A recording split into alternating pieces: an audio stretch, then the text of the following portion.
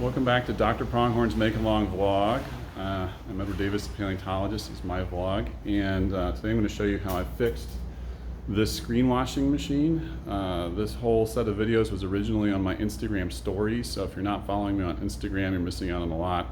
I'm going to do a lot more like behind the scenes, in between videos in my Instagram stories, and I'm not going to always compile them into full-length YouTube videos like this, so be sure to subscribe, or I guess follow me on Instagram, and like and subscribe this channel if you haven't before. Anyway, it now works. We're back in business, so enjoy. Today's job is to try to troubleshoot this screen washing machine. So there's an electric motor that runs this armature here to agitate the screens in the water to help break up matrix for finding microfossils. And right now it trips the circuit breaker when it turns on. I started disassembling the wiring, and I'm just going to check for circuit faults. Hopefully it's not in the motor, but probably it's in the motor. So that's today's job. Get the screen washing machine working. I think the problem is this two-way switch that sets it high and low. So the red wire and the black wire are supposed to send different power to the motor. And what I'm seeing is when I test continuity, it's continuous across from the power wire to the red wire in both switch positions, and similarly with the black wire. So something's gone bad inside here, and it's causing power to go to both parts of the motor no matter what, and that is what's killing it. So I have to replace this two-way switch. I'm going to test it by pulling it out and just wiring it directly from the black wire to the red and seeing if it'll go. Okay, that was the fundamental problem. But I think it's toasted the motor. So when I switch it on, motor hums. It doesn't pop the circuit breaker, but you no longer get any motion because I think it's fried the motor by having power go to both leads at the same time. So I'm going to check on that, but I think I'm going to end up having to buy a new motor as well as a new two-way switch. So here's the verdict.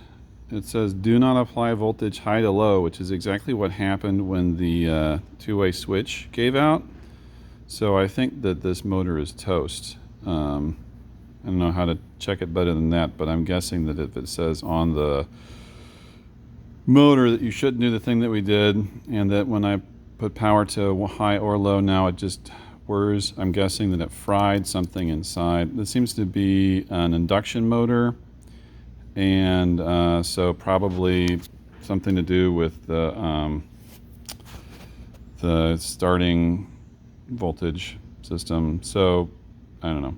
I remember that induction motors are really finicky about how they start, and what's happened is this one won't start now. So something's gone wrong there. Fortunately, you can buy replacements of this kind of motor for only $300 or so. So I think I'll get one of those and a new two-way switch, or maybe we'll just get a one-speed motor and be done with it, and I won't have that problem in the future. But anyway, that's the end of my adventure today. Got to buy a new motor, maybe a new switch, and then our screen washing machine will be in business again. Okay, here I am ready to fix the screen washing machine. I got my replacement electric motor, which is supposed to fit. I've got a GFCI plug so that the ground fault will be at the plug end. I've got a waterproof switch, waterproof box, and then waterproof adapters for the wires to go into the box, so the switch will be completely waterproof.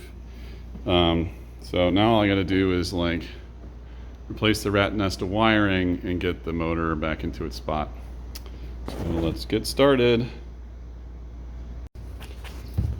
Okay, this is turning out to be the hardest part, is getting the old box out. To turn these nuts loose, because of the tools I've got here, what I'm having to do is take the tin snips and use them as a chisel, and then I take my Leatherman Free and I use the hardened end of it to hammer on the tin snips. I can't show you because it takes two hands, but anyway, I think that's going to be the hardest part of the whole process.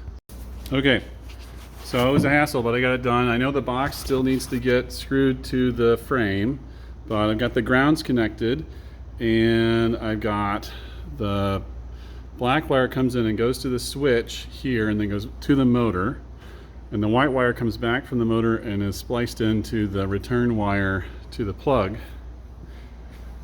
And on the motor I have it wired in so that it only goes to the low side. So if I plug it in, I haven't done the GFCI yet, but it should be safe for now.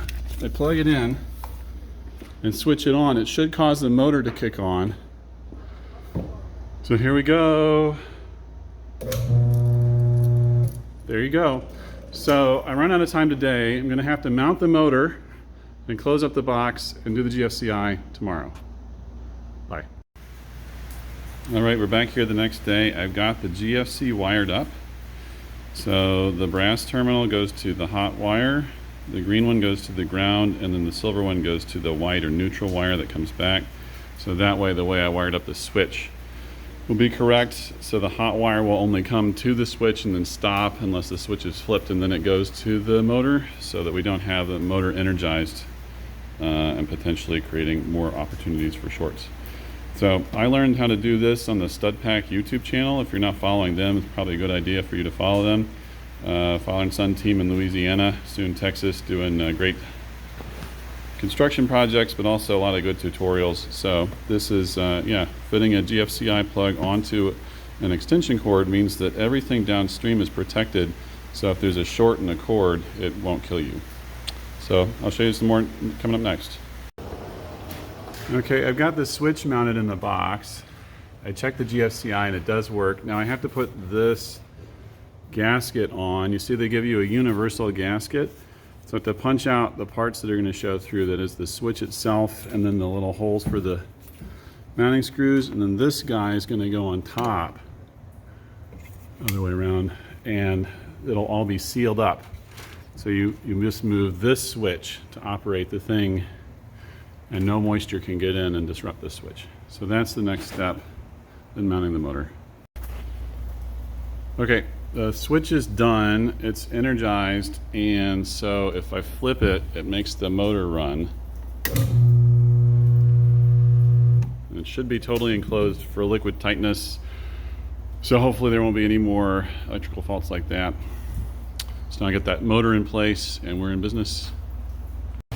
Okay, here we go. I got the power's on, switch is closed up, the motor is mounted and tensioned with the belt.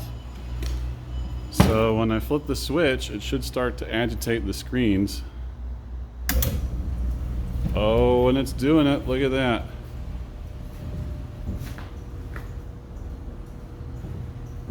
So the idea is that the machine moves the screens up and down. You have enough water in here that they get washed in the water, and it helps to remove dirt from your matrix so you can find more microfossils. And you have to have a couple of gear reductions here to make it move at this low speed. So, ta-da! Mischief managed.